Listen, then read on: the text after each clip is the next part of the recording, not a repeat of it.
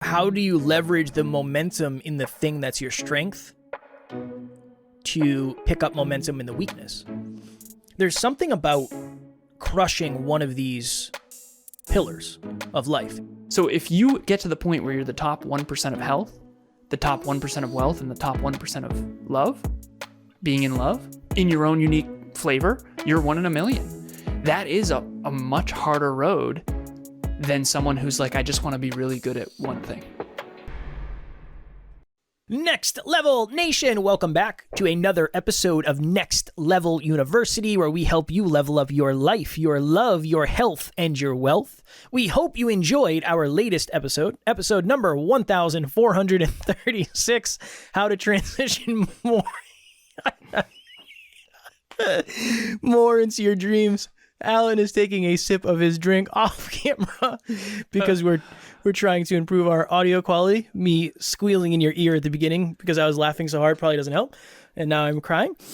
Today, for episode number 1437, what are your biggest strengths and weaknesses right now? I was on a podcast recently and they were talking about balance. And they said, how do you balance business and family and health and all that stuff? And I said, I don't consider it balance anymore because one of them is usually falling. So if I was to say that I'm trying to balance it, I'm not balancing it very well. I like to use the term juggling. How well am I juggling health, wealth, and love? And I said, right now, I feel like I'm doing a really, really, really good job, probably the best I've ever done. But that's come from, in the beginning, I wasn't juggling my love life very well because so much of my time was going into the business. Then there was another season where I was crushing fitness, but I probably wasn't doing very well when it came to wealth in the business. And then there was probably another season where my relationship was going really, really well, but something else wasn't going well. And now I feel like things have gone really, really well in all arenas. I've had to have a lot of honest conversations with myself, honest conversations with Alan, honest conversations with Taryn in order to make that happen. But my question for you to get started in this episode is, which is the weakest for you right now and which is the strongest? And this is another reason why having some sort of habit tracking is so important, because you can look directly at your habits and you can look directly at what you've been doing and get an idea of why it's happening that way. Oh, I haven't gone to the gym, or I haven't done cycling, or I haven't gone for a walk, or I haven't got my 10,000 steps in the last 3 weeks. Yeah, that makes sense. Oh, I haven't done a date night with my partner in 2 weeks. Maybe that's why I feel a little bit of distance. I haven't had a sales call in a month. Maybe that's why the wealth is lagging behind everything else. So at all times, there's usually one thing at least that's lagging. And the reason it's lagging oftentimes is because we have lost sight or intentionality of why it wasn't lagging in the first place. That's our goal to jam in this episode. Intentionality. Yes. That really... How intentional are you in health? How intentional are you in wealth? How intentional are you in love? And how intentional are you with your kids if you have them? How intentional are you with your pets? How intentional are you with your family? How intentional are you with your friends? Life is like 15 full-time jobs. Yep. It feels so overwhelming. So the first thing I want to do, Kev, is just give the permission slip of, first and foremost, I've been trying to... I did a training on Saturday with the NLU team, and I said you ever see that meme where there's a huge line out the door for comfortable lies, and then there's the booth for unpleasant truths, and it's empty, just some dude sitting there alone, like Steven Glansberg. And I opened the training with that. And I said, these are the 3 uncomfortable truths that I'm accepting right now. Uncomfortable truth number 1 is most people are not actually growth-oriented. And if they are, they're not holistic. Uncomfortable truth number 2 is that most people do not want to maximize their potential. And uncomfortable truth number 3 is that most people, while they might say they want to have an impact, they don't really care about it as much as they say, or maybe not even at all.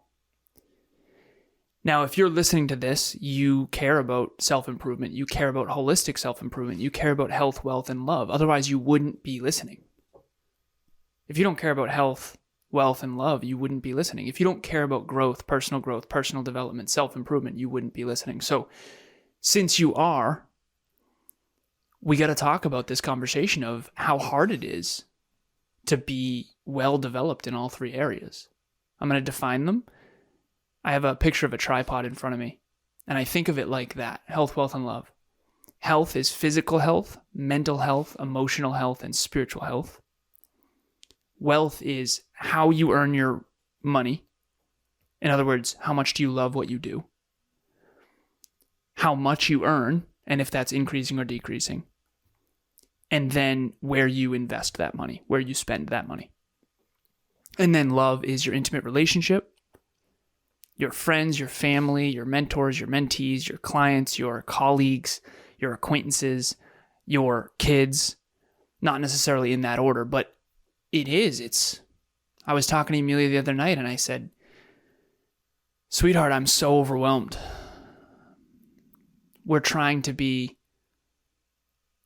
really well developed in all three areas. And I said, even think about the math of that. Let's say I'm 1 in 1,000 in health, 1 in 1,000 in wealth, and 1 in 1,000 in love. That's 1 in a billion right there. It's really, really difficult. That's why you see so many people who are wealthy but not healthy. That's why you see so many people that are healthy but not wealthy. That's why you see some people that are healthy and wealthy but not in love. Because it's really, really difficult to do all three really well. And I think the point of this episode, the big idea for me, is just owning the fact that if you want to be holistically successful, you want to be healthy, wealthy, and in love, it is going to feel like 3 full-time jobs, and there's always going to be one lagging. It doesn't mean that's a bad thing either. That's a belief that you and I have held and we've shared many times, is I do expect life to be challenging, especially if you want to grow. If you want to grow, that requires resistance, just like the gym. If you have an easy workout every day, you're probably not growing. You're not adapting that much.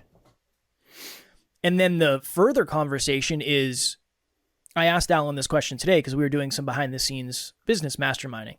And I said, if you could be the healthiest or most athletic in the room.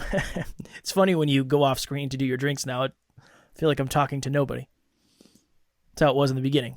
You and I were talking to pretty much nobody.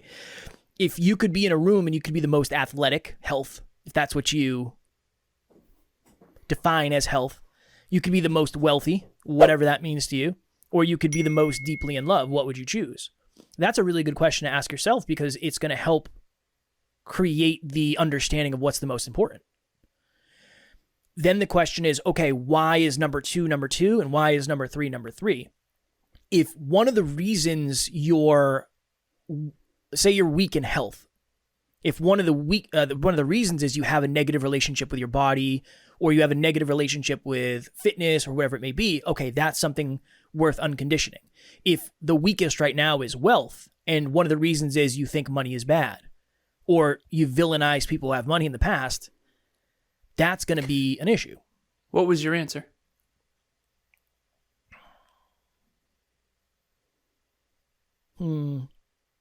It's very close between wealth and love. Yeah. It's very close. Probably wealth first, honestly. Yeah. If I'm being honest. You owning that, it's so interesting, because the first answer is I need all three. Of course. The first answer is I want all three. I intend on all three. But when you really sit with it, because I would have thought love would have been higher, but it isn't. It's health first. Yeah.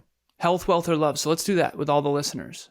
If you could be the healthiest in the room, the wealthiest in the room, or the most in love in the room, my order surprised me. My order is health, then love, then wealth, which makes sense. But is there a way to be the healthiest, the most in love, and the wealthiest? And that's a philosophical question, but I think it's important for all of us to know which one we would choose. And the cool part about this is you don't have to choose just one. Right. But you do need to know yourself well enough to understand which one is actually the unconscious priority. And then there's just layers of maybe the one that you're most focused on, or the one that you would value the most right now, maybe you wouldn't hear from today. Maybe a year from today, you feel like you have it really under control and you've lost sight of how important it once was. That's a possibility too. There's a lot of things that can happen when you have these conversations with yourself. And it's just self-awareness at the end of the day. I'm very focused on money. I did a coaching call recently with a couple clients, and it was just all money and sales. And I said, how focused are you on money? When you wake up in the morning, what do you think about?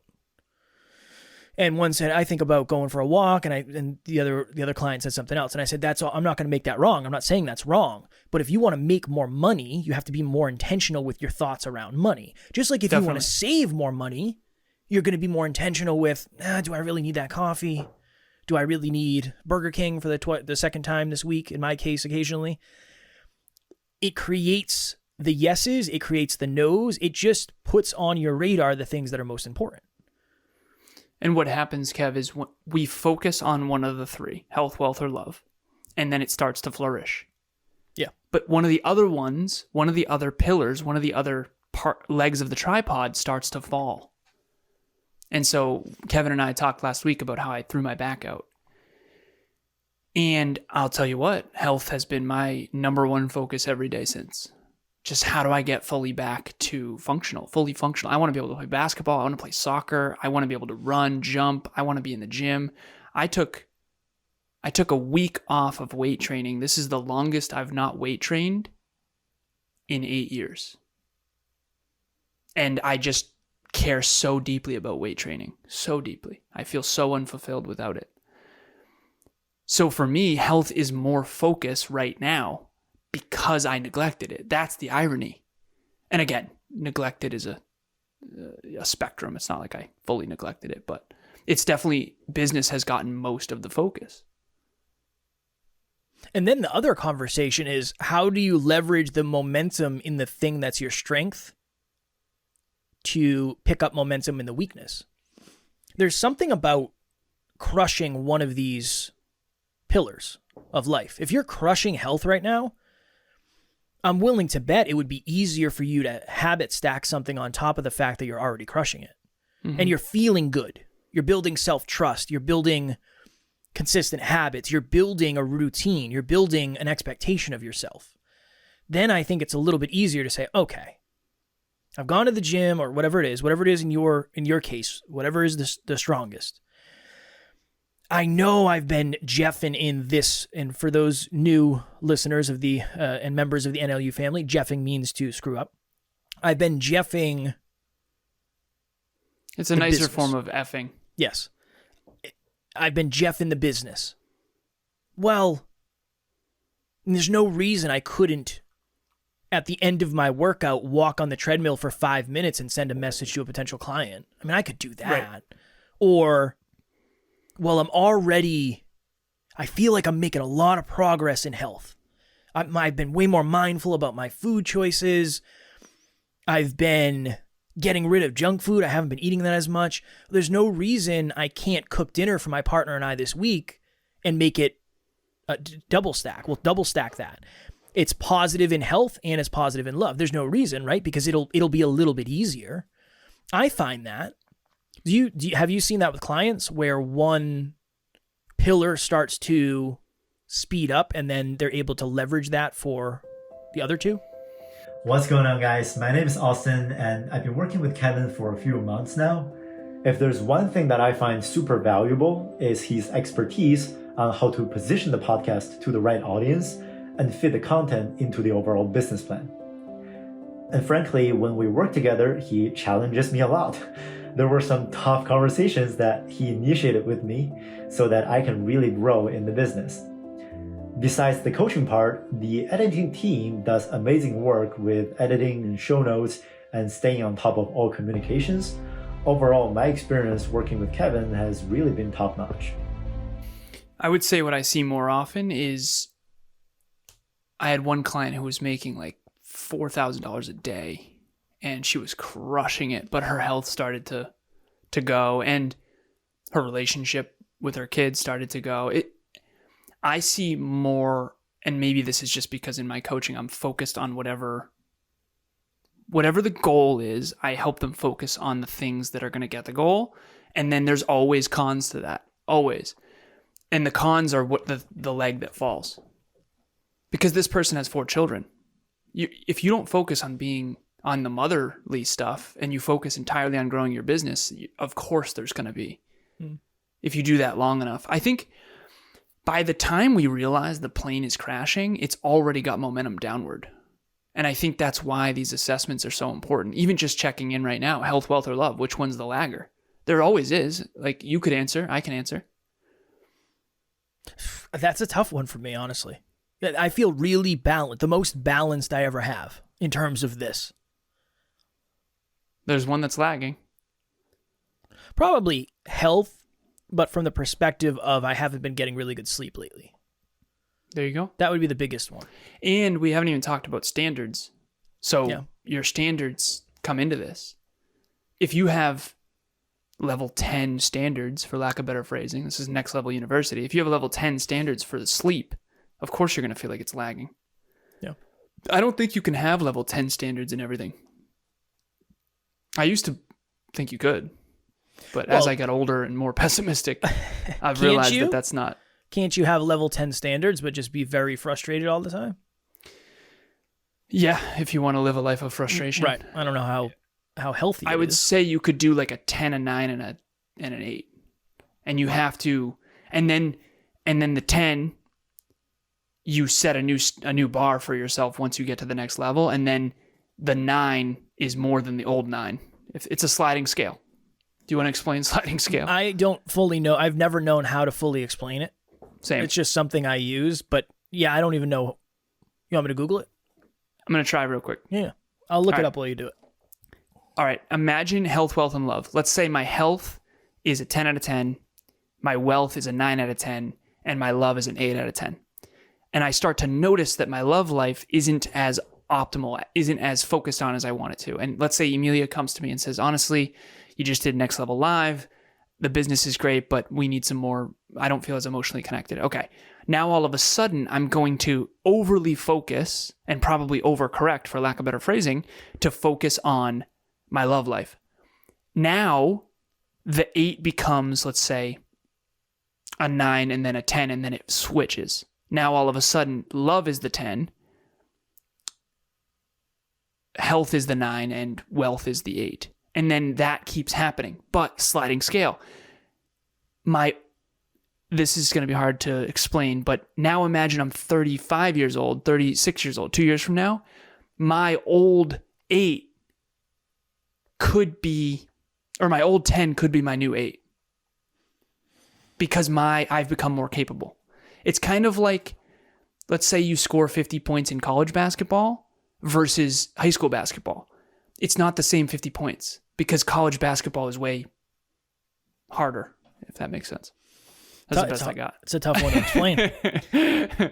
What I came up with is what Google came up with for me. A system in which the rate at which something is paid changes as a result of other conditions. So this would be a good example of that. If, say, you have a therapist or a counselor or a coach, and they say, my payment, so that the payment I take is on a sliding scale. So if you make $50,000 a year, I charge $100 an hour. If you make $75,000 a year, I charge $125 an hour. If you make $500,000 a year, I charge $250 an hour. That would be another example of maybe an easier one. I don't know. But I've probably been using it wrong for the last several years every time I say it. But my intentions are good behind what I say. I just can't promise it's accurate. This is the best way I can describe a sliding scale. Kevin and I's current walking pace is, when we first started this business, is our old all-out sprint. So he and I, a typical week of productivity, of focus, of business, of podcasting, of speaking, of coaching, of whatever. For us 6 years ago when we first started, that would have been an all-out sprint, whereas him and I can fairly casually get through a week, and that's probably not true. It's pretty challenging. But think of when you first started working out versus now. You versus you. It's your 10 out of 10 effort is way different, if that makes sense. My level 10 effort in podcasting right now is a very different, maybe that's, 7 episodes in one day, whereas at the beginning it was only 1 episode a day. So that's another way. And this is another good understanding that it's important to have when we're talking about this. You have to expect failure or mistakes or disappointment in this, because usually that's the yellow light of, oh, I've been letting this slip. There has to be some sort of proof. Usually Tara and I were coming home from Vermont, and I was driving and she was relaxing in the passenger seat. And there was this on-ramp that had these signs that said no U-turn. And I was thinking to myself, has anybody ever gotten on the highway and then taken a U-turn? Has that ever happened? And then I thought to myself, it must have happened. Because that's why they have the sign. Yeah, I doubt they just guessed one day, you know what? Somebody might take a U-turn. Let's put up 56 signs. It was probably, okay, cool. On-ramp's done. We're on to the next thing. And then somebody probably pulled a Yui, as they say in Massachusetts, and something happened, and then they had to put up those signs. Sometimes the pain of the mistake is what we need in order to avoid making it again in the future. I think that's how precedents are created, really. Reactive. Yeah. It's reactive innovation. I mean, you've talked about this. Airports before 9/11. Different worlds. Different world, yeah. But that was reactive. It's, okay, we got to take corrective action here. Seatbelts. Yep. I don't think somebody one day just had an idea of, what if we put seatbelts in? I'm sure there was probably a lot of catastrophic accidents that happened in vehicles before then. Would be my guess. Airbags, same thing. I've been watching a lot of older movies lately. It is wild, some of these computers and stuff. I believe it. Yeah, we watched Silence of the Lambs. You ever seen it? A long time ago. Emilia every now and then wants to watch a thriller. I'm not a big thriller fan myself. I'd rather watch Disney movies. Yeah, of course. But it was in 1981 or something. It's like 1984 maybe. It's a long yeah, time. It was filmed in 1984. Dude, the computers. Oh my God. There was a library. It was fascinating. Anyways, side tangent. Back to health, wealth, and love. What's your next level nugget, son? My next level nugget is give yourself the permission to... I don't want to give you the permission or have you give yourself the permission to not want to level up in all of these. This is Next Level University. We want to level up in all of these. And I don't want to be healthy and wealthy and not in love. I don't want to be in love and not wealthy. I want to improve holistically. And I know that our listeners feel that way as well. So I would say just understand that what you're doing is exponentially harder than what other people are doing because they aren't focused on all three. For me, that's been helpful. Because if you look at the numbers, let's say you are 1 in 100 in health and 1 in 100 in wealth and 1 in 100 in love, that is 100 times 3, or 100 times 100 times 100, rather, which we'll do the math real quick. I believe it's 100,000. 100 times 100 times 100. No, I think I jeffed it. Yeah, it's 1 million. So you're 1 in a million. So if you get to the point where you're the top 1% of health, the top 1% of wealth, and the top 1% of love, being in love in your own unique flavor, you're 1 in a million. That is a much harder road than someone who's like, I just want to be really good at one thing. I would tag on to your next level nugget and say it might feel like it takes 3 times as long. Definitely. And that's okay. It feels very similar. I know a lot of people who are in far better, I don't know a lot personally, if I'm being honest, but I know a lot of people that I follow who are in much better shape than I am, but they're not doing some of the things that we are. Yeah, they're not podcasting. You'd be far ahead of them. Or business. They're not business. doing, and that's okay. That's okay. That is an important belief is if you really do value health, wealth, and love, which you're listening to us, so I would assume either you do or you want to more, your definition of success is going to be drastically different, but that also means the journey is going to be drastically different, and there are a lot of people who are going to look, quote unquote, more successful than you. Especially in the short term. Yeah, and maybe for the majority of it, if you think about it. That's okay. I do believe it's something important. In their thing. Yes. They'll look more successful than you in the one that they're good at. Yes. But that can be hard, though. If you're comparing to other people, that would be an extra next level nugget I would throw out there is if you're comparing to other people, which I know everybody says not to do, but it's human nature. It's hard. It's very hard not to do that. At least make sure you're comparing to somebody who's doing something similar. That's challenging because nobody really knows what somebody's doing behind the scenes. But if you're comparing to someone who's focused on health, wealth, and love, and you're focused on health, wealth, and love, maybe you'll feel less lonely when you do it that way. Do you dig that? I do. Anything you want to add quickly?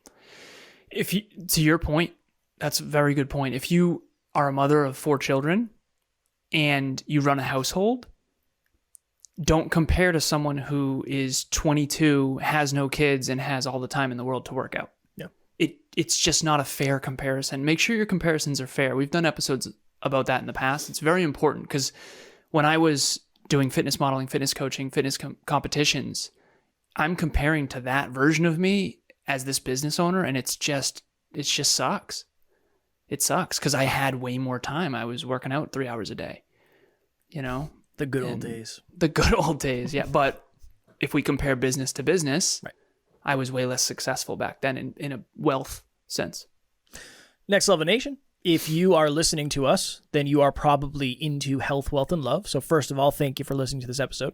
Secondly, if you are looking for more growth-minded individuals, one of the biggest reasons people don't grow to the level they want is because they're not surrounded by people who are also focused on growth. Our private Facebook group, Next Level Nation, is filled with amazing humans just like you. Link will be in the show notes. Please join if you are interested. We are also reading a book in book club by Jim Quick called Limitless. And it is about mindset, methods, and motivation. It is about how to evolve your brain. And at the end of the day, here's what he says. He says, there's a lot of other animals in the animal kingdom. The thing that separates humans is your brain.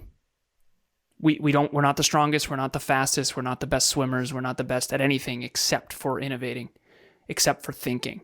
So you have a superpower, whether you know it or not, and it's your brain. Join book club and let's improve our brains together. Tomorrow for episode number 1438, a simple mindset shift to help you find more success. And in the title, you've seen it if you're listening to it tomorrow, but I have success in quotations because everybody's version of success is a little bit different. As always, we love you. We appreciate you. Grateful for each and every one of you. And at NLU, we do not have fans. We have family. We will talk to you all tomorrow. Stay holistic. Next Level Nation.